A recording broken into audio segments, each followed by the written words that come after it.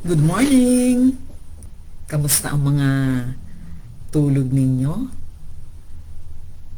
I hope okay na okay. Unti-unti nang umiinit ang panahon. Di po ba? Ayan. It's exactly 6 a.m. Ayan, habang naghihintay po siguro tayo, isinasuggest ko po sa inyo na basahin at least go over yung ating Bible verses sa umagang ito na makikita natin sa 1 Samuel 14, 1 to 23. Ayun po. Ayun po. 10 is the magic number. Blessed morning, everyone. I'm so glad that we gather today.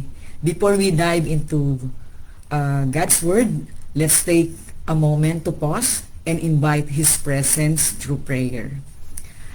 Heavenly Father, we come before you this morning with grateful hearts, thanking you for the gift of a new day and the breath in our lungs. We thank you that you are the same God who gave Jonathan victory, a God who is not limited by numbers, resources, or our own fears. Lord, as we study your word today, we ask that you open our hearts and minds, quiet the distractions around us so we can hear your voice clearly. If there are areas in our lives where we have been camping in fear or hesitation, give us the courage to start climbing in faith.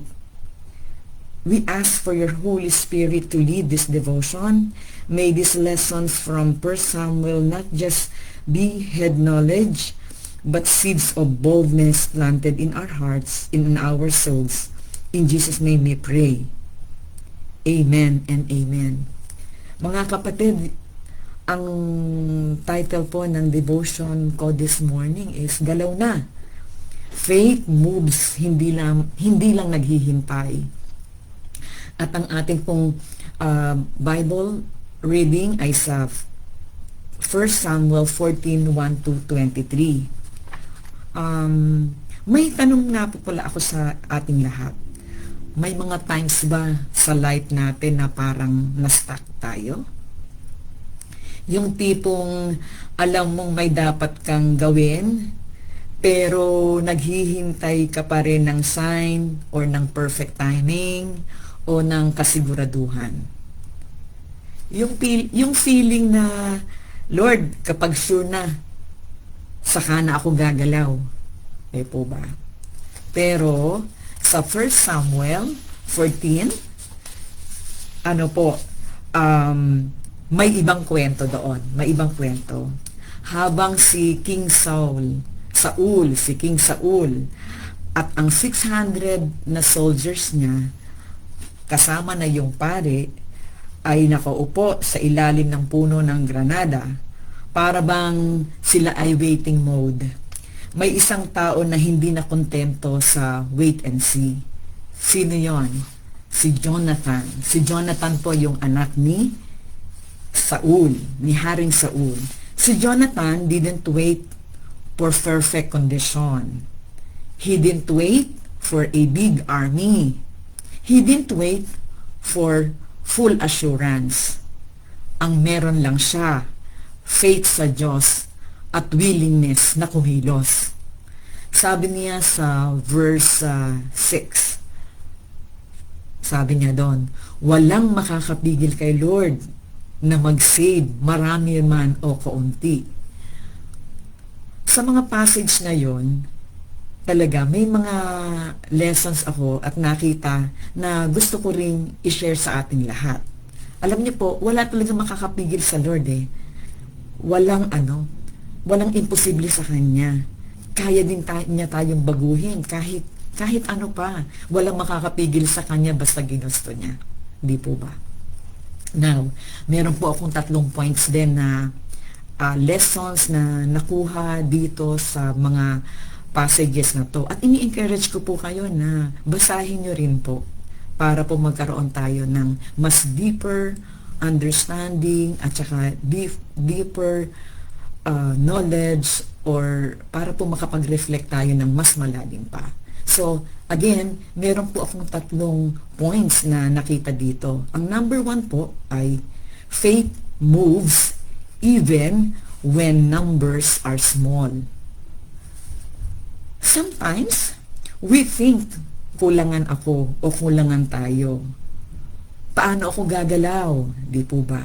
Pero alam niyo po si Jonathan proves na hindi issue ang number kapag sigad ang kasama mo. Kapag sigad po ang kasama mo, walang imposible sa kanya. Kailangan lang po ay magtiwala tayo sa kanya. Sumunod tayo sa kanya. Mag-communicate tayo sa kanya. Magbasa ng word at makipag-aralan sa bawat isa. Yun po. So, again, faith moves even numbers are small. Ang second point po ay ito. Faith needs action. Hindi lang siya nag-pray si Jonathan. Hindi lang siya nag-plan. Umakyat siya. Gumalaw siya. Kasi po, doon sa lugar na yun, ay merong matataas na bato po kasi yung doon nagkakampo ang mga taga-Filisteo. So, nung nakakita siya ng sign na ibibigay ng Panginoon, hindi po siya nagpatumpik-tumpik. Umakyat silang dalawa kasama yung kanyang armor bearer. Now, kung minsan, hindi mo pa nakikita yung miracle kasi hindi ka pa gumagalaw sa ating buhay. Minsan, naka-stuck po tayo. Pero kung tayo po ay may pananampalataya, tayo po ay may paniniwala, to make it alive, kailangan po natin ng action. So, again, hindi lang po tayo basta magpe-pray. Hindi lang po tayo basta magpa-plan. Kagaya ni Jonathan, umakyat po siya, gumalaw po siya. So, yun po yung second point. Faith needs action.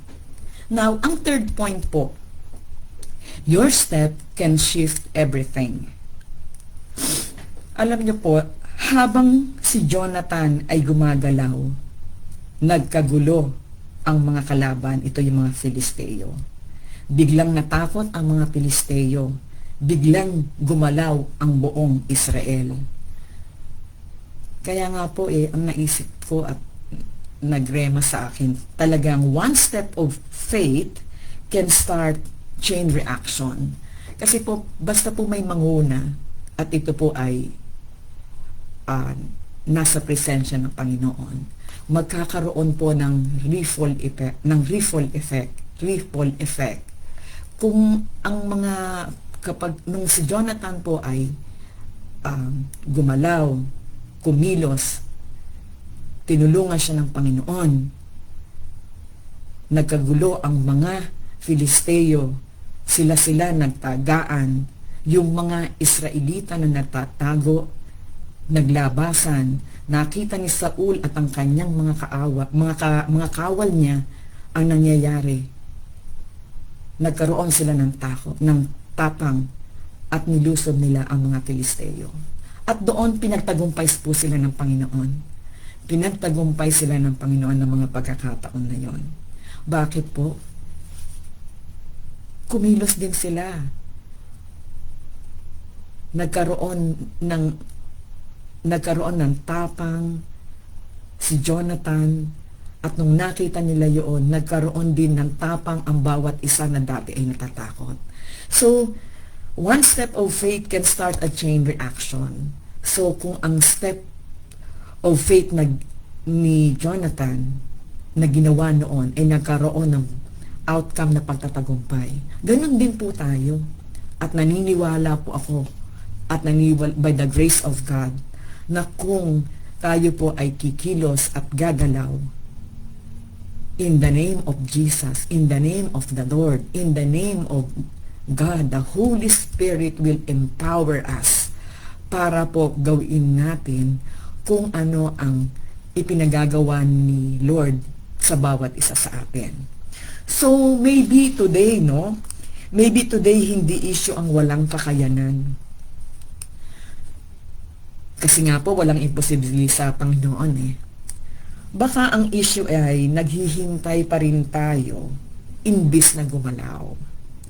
Baka si God, hindi mo pa nakikitang kumikilos kasi hinihintay niya yung first step mo or first step ko o first step nating lahat.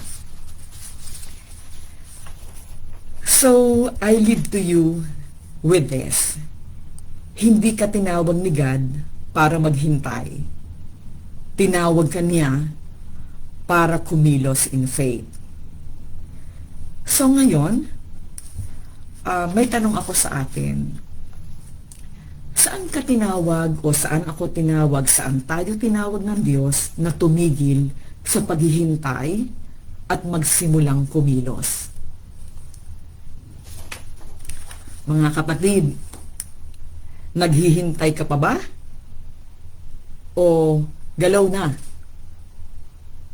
Tayo po ay manalangin. Panginoon naming Diyos, Ikaw ay dakila.